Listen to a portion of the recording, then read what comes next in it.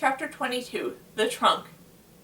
For Cass and Max Ernest, a rainy Sunday afternoon almost always meant tea at the fire station, and so it was that they found themselves at Cass's grandfather's kitchen table one rainy Sunday afternoon, a few weeks later. By now, their tea was cold, and all the best chocolate chip cookies eaten. For Cass, best meant chewiest, for Max Ernest it meant chocolatiest. After regaling them with war stories that everyone present knew to be entirely made up, Grandpa Larry excused himself to go catch up on some work, an activity that they knew was code for a nap. Grandpa Wayne said he was going to go tinker with an old record player he had purchased at a garage sale that morning, an activity that everyone knew could go on for hours or a day, or as in the case of one old 80-track tape player, a year and years. Cass and Max Ernest, meanwhile, were both reluctant to go home, as it would have meant stepping out into the rain. Cass sipped her cold tea and regarded the uncharacteristically quiet friend. With Yoji back at home, his parents returned, and with Pietro and the other Trace members keeping their distance, still hoping Cass would crack the mystery of the secret, it felt to Cass very much like the beginning of their friendship, when it was just her and Max Ernest. "What are you thinking about?" she asked. "Nothing. Nothing. There's never been a second of your life when you were thinking about nothing. You have more thoughts than anybody I know." That's what Benjamin said. So what? So what are you thinking? Guess I was thinking that about that time I looked through the double monocle, but I wasn't really thinking about that, Max Ernest added quickly. "You meant at the hospital? You said you saw yourself in the mirror." "Yeah, that's kind of right." "What else did you see?" Cass could tell there was something he wasn't telling her. "Just myself, but it was the future. I was old. Really, that must have been weird." Years ago, Cass might have assumed he was making this up, but having seen so many unexpected things in the monocle herself, she didn't question the truth of what he said. "Yeah, really weird. So what did you look like? Crazy? Seriously? What were you? I mean, what are you going to be? A stand-up comedian? I don't think so. I was sitting down. I wasn't exactly telling jokes. A magician? No, at least I didn't look like it." "What were you doing then?" "Not much." You must have been doing something." "Well, I was writing," said Max Ernest reluctantly. "Writing," Cass repeated in surprise. "Yeah. I think I'm going to be a writer. Can you believe that?" "What's wrong with being a writer? You like books." "Nothing, I guess. I don't want to talk about it." What were you writing?" Max Ernest shook his head in disgust. "I'm not sure. It looks like a novel, but it sounds more like a ravings of a lunatic." "You could just read it." "So you could read it through the mirror? Just a little bit." "Well," Max Ernest shook his head. "Come on. You have to tell me. You tell me everything. Only words I remember are, 'I cannot keep a secret.'" "Never could." Cass laughed. "Well, that's true." "Then wait. Promise me you won't get upset." "How could I promise that?" "I swore I wasn't going to tell you this, but I saw our names." Max Ernest speaking in a rush now. "Well, they weren't our names. You could tell they were stand-in for our names. Like mine was Max Ernest instead of, and yours was Cass instead of." Cass appalled. "You were writing about us?" "Don't get mad at me. I haven't done it yet," said Max Ernest, already regretting his words. "Yeah, but you're going to. That's worse." "Why? What's so terrible at writing about us? I mean, I can't trust you ever again. How can I even talk to you knowing that what I say might wind up in a book one day?" Max Ernest put his head in his hands. Why couldn't he ever keep anything to himself? Ring, ring. the fire station doorbell, i.e. the old fire alarm, didn't ring very often, but when it did, it was so loud the whole place seemed to shake. Sebastian. Cass's grandfather's old, ailing, and blind basset hound gave a heartfelt bark, his voice so long, competition for the doorbell. You could get it, Cass, Grandpa Wayne called from the below. Unlike Grandpa Larry, who was asleep, or at least pretending to be, Wayne was not what is known to be a people person. As Cass looked around to get the door, he always asked her to do it. So she and Max Ernest slid down the fire pole and made their way through the maze of boxes filled with bottom floor of the fire station. Cass patted Sebastian, who was already back and to sleep in his pillow. Then she opened the door. A postman stood at the front step. "Is there a Cassandra here?" he asked. "Yeah, that's me." The postman smiled widely. "Well, then I believe this is for you." He gestured towards a big old trunk at his feet. It was the back of our storage room. It had been for 40 or 50 years at least. Cass and Max Ernest stared at the trunk. It was unusual looking, to say the least. For one thing, you could barely see it. Stamps and stickers and receipts covering nearly every inch of the surface. They bore the name of cities and countries, trains and steamships, all sorts of ports and calls. They were written in dozens of languages, given dozens of conflicting instructions. It looked as though the trunk had traveled the world many times over and had been doing so for centuries. "They're shutting down our post office. And with all the cutbacks these days, somebody was about to have it hauled away." The postman continued. "Then I noticed this old tag." He figured it cracked and worn letter tag affixed to the top of the trunk. It looked so old, and it was a wonder it hadn't disintegrated altogether. "To Cassandra, for delivery in the year 20XX, the fire station." The bottom was the name of her town. "I figured you're to be much older, seeing that the tag was written so many years ago. But look of it, you weren't even alive yet. You couldn't have any idea how somebody could have known you'd be here so long ago. A mother or grandmother was some same name, maybe?" Cass shook her head. Over the years, many unusual things had been left on her grandfather's doorstep. The antique store was like the neighborhood's attic, or maybe the town dump. A taxidermied moose, a broken unicycle, a life-size portrait of Elvis. Most memorable, of course, Cass herself had been left at their doorstep, a newborn baby in a cardboard box. But never before had an item arrived that seemed so accurately predicted the future. It was certainly mysterious. Well, all I could say is this beauty has been around. Here's a manifest if you want to look at it," said the postman. He started to unroll what looked like the long scroll with many attached pages. Most recent sections were typewritten, older handwritten. Some of the oldest wore royal crest and wax seals. It took me just an hour to read through it. Can you believe this trunk traveled all 7 continents, including Antarctica? It's been on Spanish galleons, warships. It was even on the Mayflower. It's been on museum collection, royal treasures. I guess as far as I can tell, nobody ever opened it, not even once. Cass looked at Max Ernest, waiting for a reaction. Cass didn't say anything. She was thinking too hard. "Wow, was all Max Ernest could manage." The postman laughed. "I guess that means you won't be opening it in front of me, huh? Shucks, I can't blame you guys for hoping." "Well, just sign right here and I'll be on my way." He pointed to the top of the manifest and handed Cass a pen. "And be careful now. Never know what might be some old bones in there. Old trunks like that could be cursed.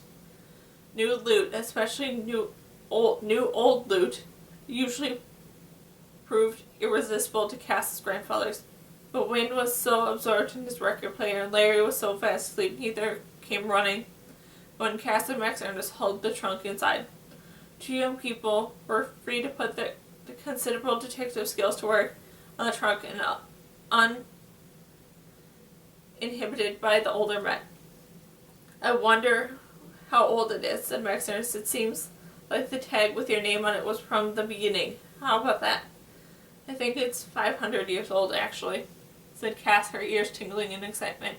She just recognized the trunk underneath the layers of paper and grime. The trunk in front of her was the bandaged treasure chest. She remembered the large brass lock and that resembled the coat of arms.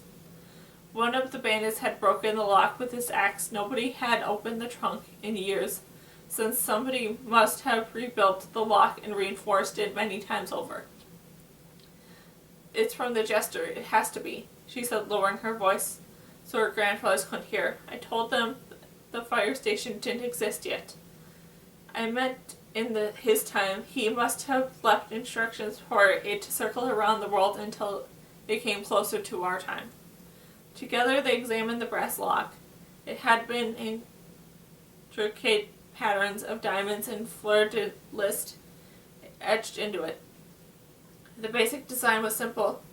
What had looked to Cass like a coat of arms had in fact been 4 circles inside a square. On closer inspection, each of the 4 circles turned to be movable dials, 1, 2 on top, 2 below. Each dial marked with at least 26 letters of the alphabet. "It's obvious some kind of early combination lock," said Max Ernest, "but I've never seen a quadruple one like this. It looks like it has to be pick 4 letters that shouldn't be so hard." "Yeah, you want to try all 456,976 different combinations?" "That can't be that many. Want to bet?" "Put it to a calculator. 26 times 26 times 26 times 26. Alright, you may have a point. So, I have to narrow it down. You said the jester. The letters he put like the name of his kids or something. He didn't have any kids yet when I knew him. While anybody else think of you're trying to find a password to his computer. There was Anastasia, but that's too many letters. How about your name? There are 4 letters, at least your nickname does. Just try every way they could. And so on. None of the variations worked. Max Ernest noticed faintest clicks when he tried an A and an S, the top 2 letters. "I think it's AS at the top might be right," he said excitedly. "And you think anything that might stand for A is Anastasia and the other letters are the other people?" They tried a few letters at random. Predictably, they did not work. Max Ernest noticed the time he was late to retrieve PC's babysitter, his father. I really don't like to go into overtime," said Max Ernest explained, heading out the door. "Then he feels like I have to play them more. Plus, it's just sort of disrespectful for the babysitter's time." "Your dad's not a babysitter," Cass protested. "He's your dad, and PC's dad." Max Ernest shook his head. "One day you'll understand life is different when you have a kid." Cass watched the door close behind him, feeling the fright. She very much wanted to open the trunk before her grandfather saw it, but couldn't imagine finding the right combination without Max Ernest's expert code-cracking help. Well, there was the possibility that she would call with another inspiration when he got home, like he did with the lodestone. The lodestone, that's it. She thought the lodestone had the key. As above, so below. Max Ernest had been telling her you had to read clues in a different way. Sometimes secret messages were more about language than anything else. She suspected that this was the case now. She had been right about the jester. For him, as above, so below didn't have a deep meaning. It was wasn't about alchemy, so it was as about the words AS above SO. Trying to keep her hand steady, she turned the bottom 2 dials to the correct letters. The moment seemed the combination didn't work either, but that was only because the chest hadn't been opened in so long. Eventually the latch released and she was able to lift the lid. Treasure. It was the last thing she had seen in the chest. It was the last thing she expected to see again. And yet there it was, the coins, the jewels, the goblets, the candlesticks that glistened and gleamed, just as they had when the homologist had first lifted the torch and showed her the bandits' hoard. Of course, there wasn't nearly so much now. The bandits had given most of the bounty to the poor, but there was still plenty. Cass would be the wealthiest beyond measure if she keeps it at all. That is, already her hands were pushing aside through the expensive vacations and fancy cars and thinking instead of the causes, and she could donate the riches to the environment, the disaster preparedness, child slavery, not to mention the Trace Society. Cass was pleased and thrilled. Even the jester and Anastasia cared enough for her to leave her their fortune. At the same time, she felt oddly disappointed. Was this all there was to the secret? Gold? Treasure? Maybe her feels a little like the bandit herself. She dug down to the bottom of the chest.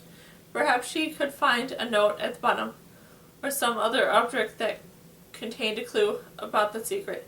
She expected a momentarily sparked hope as she spied the corner and looked like a piece of yellowing paper.